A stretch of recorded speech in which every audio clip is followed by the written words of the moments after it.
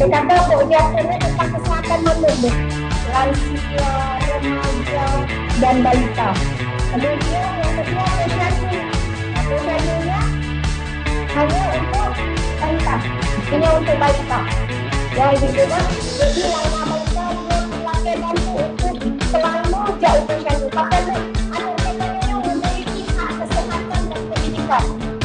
Ya, jadi hak kesehatan yang wajib ditimbang, yang wajib diukur, yang wajib disosialisasikan masalah pola asuhnya. Ya, pola asuh yang salah.